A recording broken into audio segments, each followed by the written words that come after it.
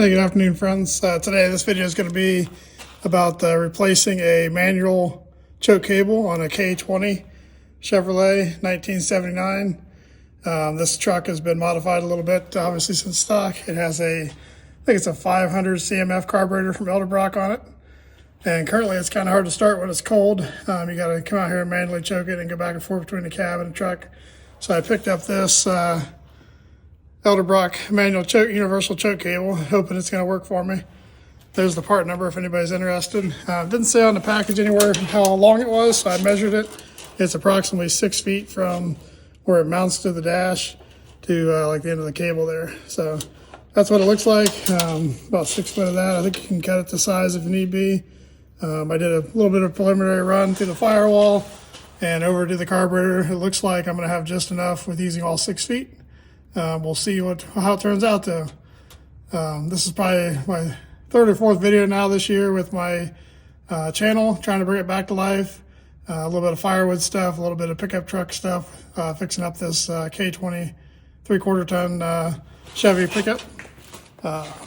Just did a video for the tailgate hinges on the back, and now I'm doing one for these manual choke cable.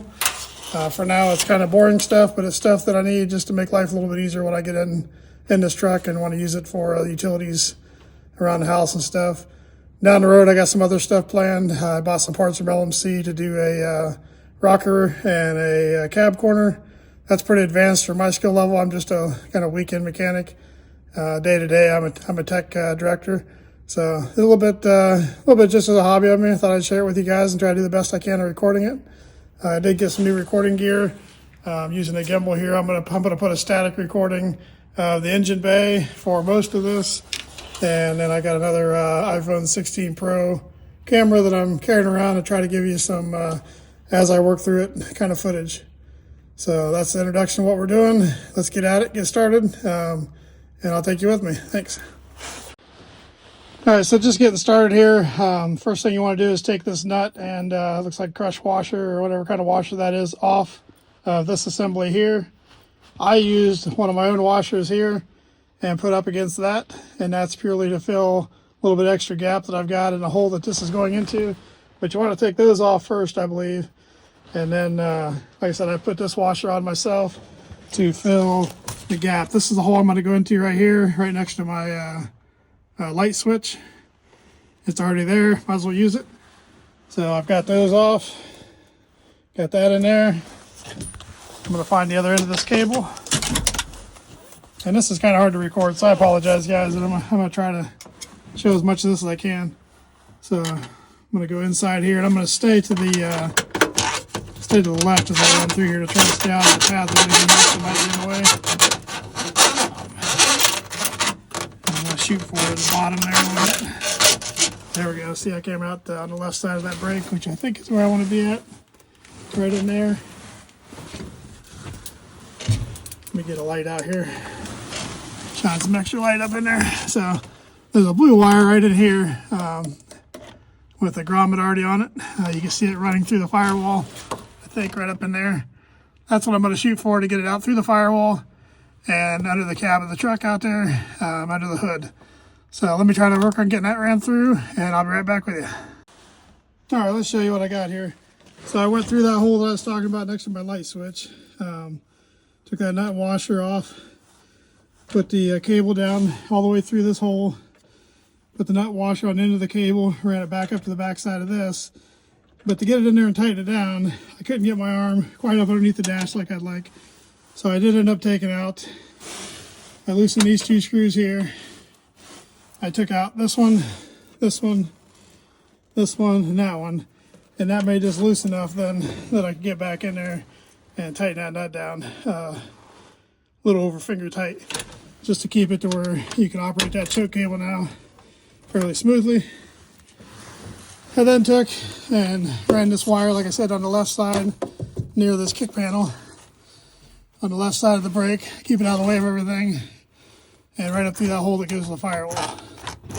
At this point, I'm just feeding it right through the firewall, and we'll come out on the other side. It's just a matter of routing it through and finishing up that side of it now. So we'll flip sides here and get you back into that.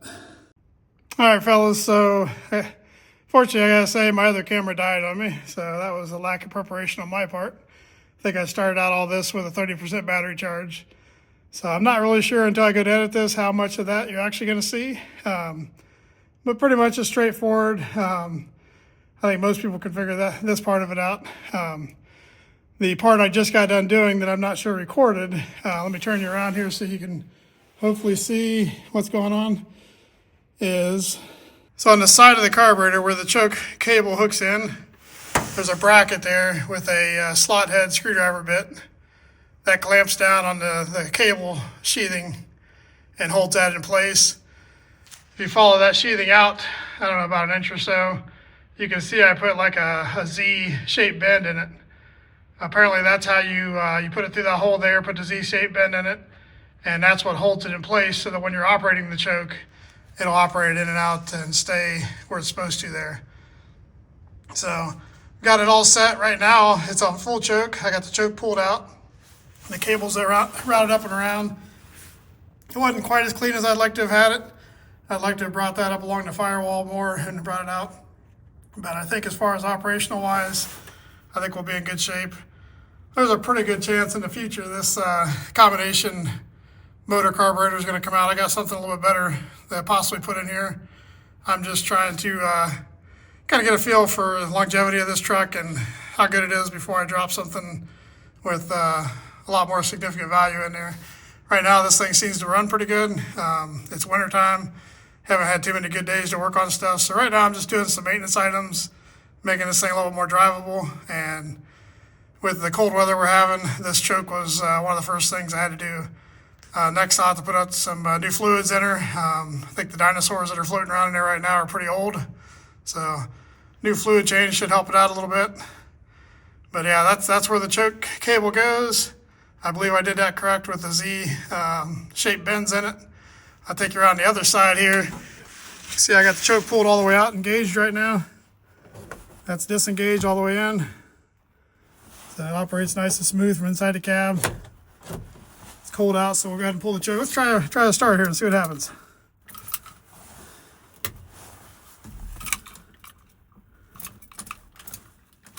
Oh, you know what? We got to turn the battery on. Hold on just one second.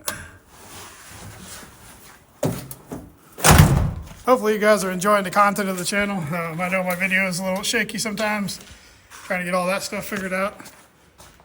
And, you know, this is kind of difficult to put yourself on camera and put your projects on camera, but, you know, I figure this helps somebody out. I didn't see too many videos, specifically on the Edelbrock choke cable.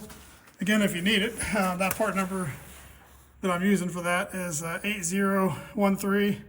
I'll try to remember to put that and maybe the Amazon link that I got it off of in the description of the video. All right, let's give this another shot and see what happens here. Choke engaged. And let's fire her. Yeah, she fires right up with that choke on her. I was having a lot of problems before.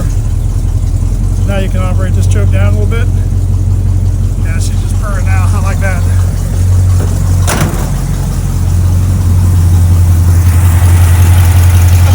Start.